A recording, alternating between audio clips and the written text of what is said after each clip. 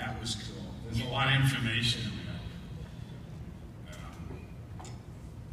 Although the whole city seems so loud to me, I don't even know the difference between a complaint and just welcome to New York. I just don't. But I'm Todd Rosenfield with New York State Division of Veterans Affairs. We're a state agency that helps veterans and their family members learn about and file for benefits and services. A lot of things connected to the military service. Injuries, disabilities, healthcare, treatment. We are not the VA, the federal U.S. Department of Veterans Affairs, which we are often confused with, which is a huge branding challenge for us, but we're the state agency. So this gives you a little bit of background about who we are. One of the things that's interesting about our agency is that while we are a state agency, we're not the only game in town. You know, if you have unemployment, you want to file unemployment, you kind of have to go to the Department of Labor. You want to file a claim for, you want to get a motor vehicle license, you have to go to the DMV. Well, our state agency doesn't have a monopoly over this. There's other agencies like Disabled American Veterans, American Legion, and Veterans of Foreign Wars that also help. They have what they call accredited service officers. So they also help veterans and their family members file for claims. So we're kind of in a competitive marketplace, which made it even more important that we took every advantage that we could to try to distinguish ourselves and to reach the audience we're trying to reach. A little bit of a background here is, in some of the ITS people, which is New York State's internal IT provider, I think I'm horrible with names, but I think Anthony's here, James is here. These people were the heart and soul of getting this thing off the ground. But I wanted to just give you a little bit of a background here. 2/3 of New York State veterans are 60 or older. Actually, probably closer to 65 or older. So we have a real demographics challenge. We know that the veterans that served largely after 9/11, they wanted mobile apps. But we also know that a lot of the family members and caregivers of the older veterans now are the children and grandchildren, and they also demographically fall more in line with mobile app usage than traditional people that just, you know, go to websites. I heard somebody mention Voice of the Customer here earlier. We did Voice of the Customer, which was a statewide lean project. Voice of the Customer is a tool to help you understand that what you're doing, people really want. The last thing you want to do is cook somebody a great prime rib and then go, oh, I'm a vegetarian, I forgot to tell you. Well, that's the same developing a product. We wanted to make sure that this is a product that people wanted and it would be helpful to them.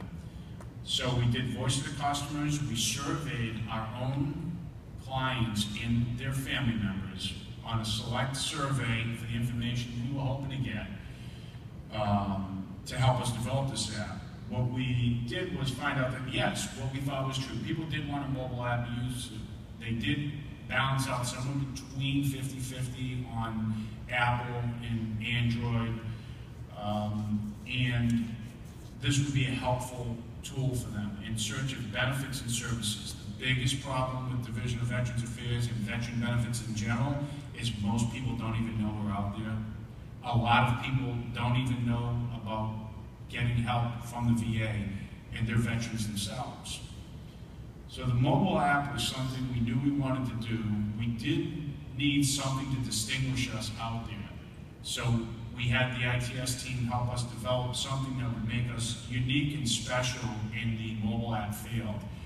Two of the big things we wanted to do, we wanted to have a GPS functionality that could bring up the offices in your area from wherever you were launching the application. We also know that we wanted to make sure that we had push notification functionality. VA rules and regulations, the U.S. Department rules and regulations, changes benefits and eligibility on a regular basis. For instance, you might have heard of Agent Orange. Well, some of those conditions associated with Agent Orange called presumptive conditions, those change. Right now they're exploring other areas.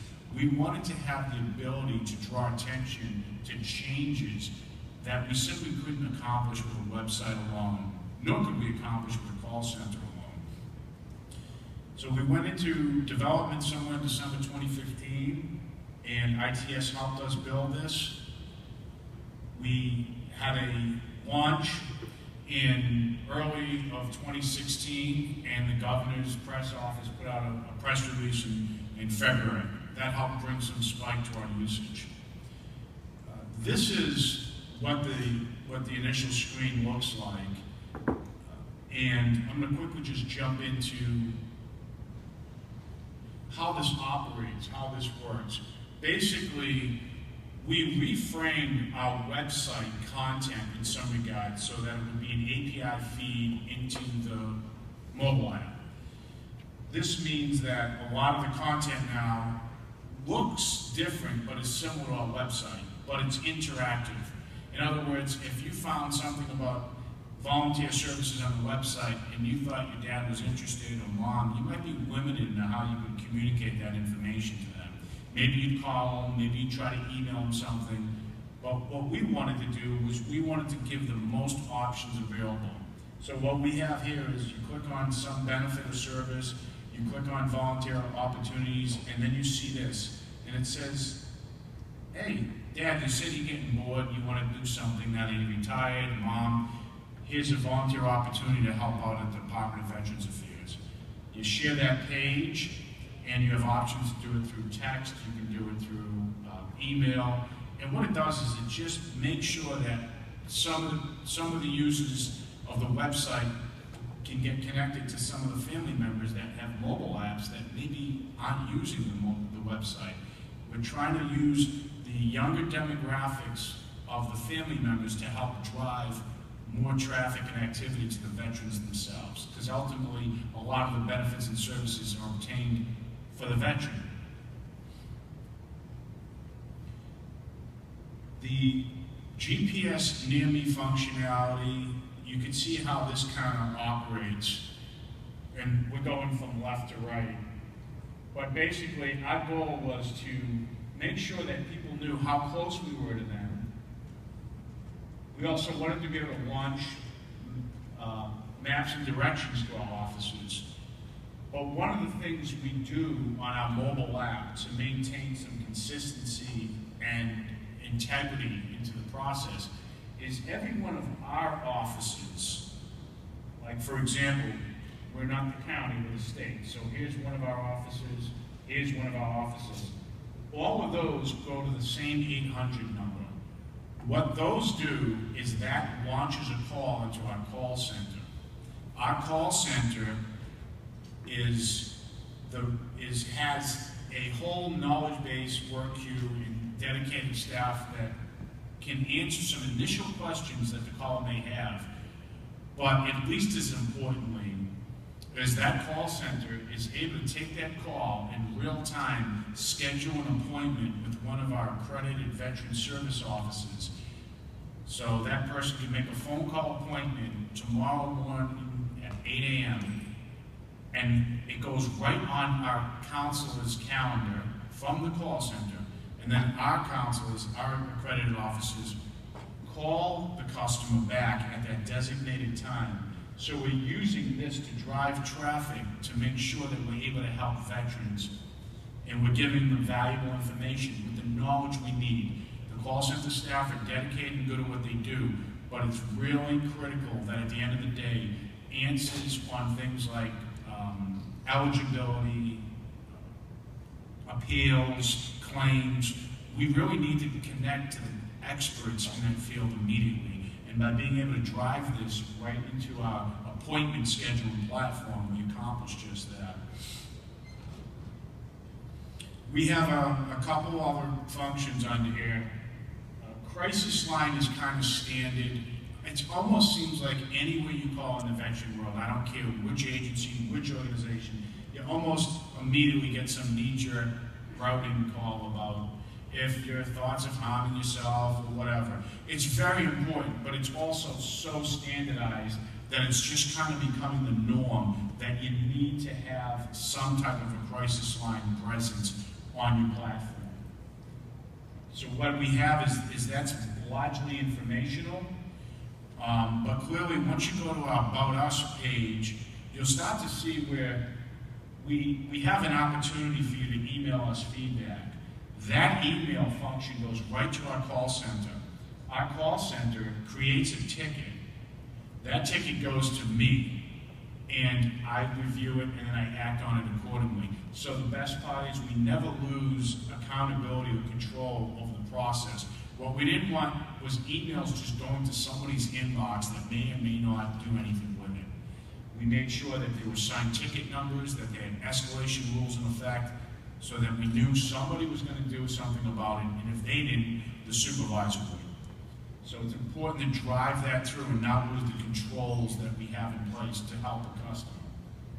We obviously have the share app function. We also have Facebook and Twitter so that they can immediately launch to those sites. Push notifications went live a few months after the initial launch, but within a few months.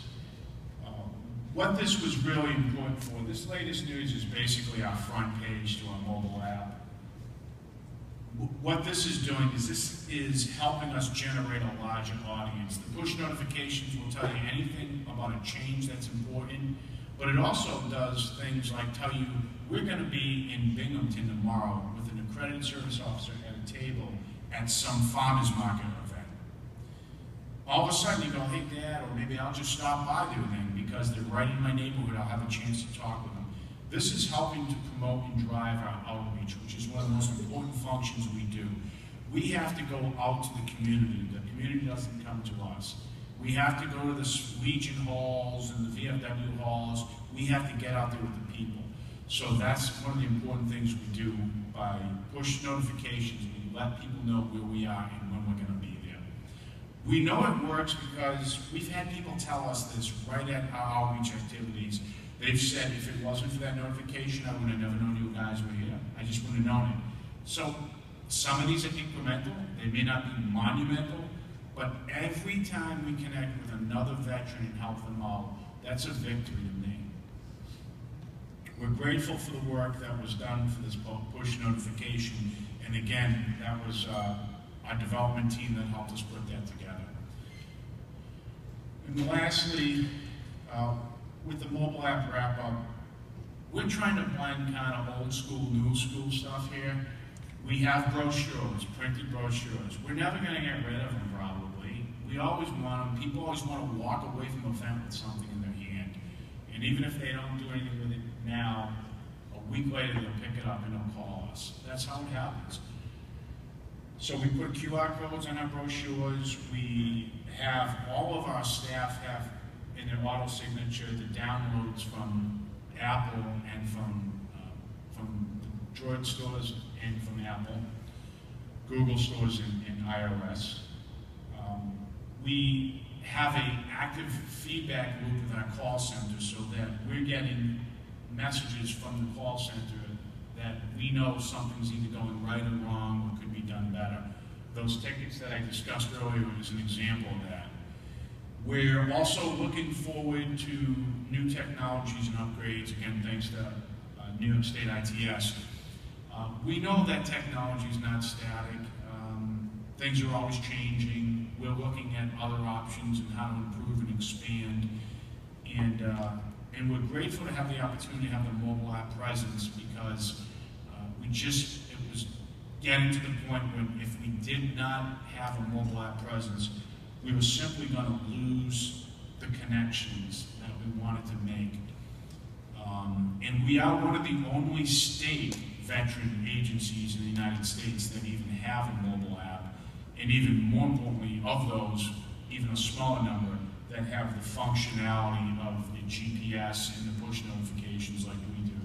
So we're very grateful to be able to get this platform out there, and we're grateful to find ways to integrate it between our print media, our website, our call center. So with that, I just wanted to open the floor for questions.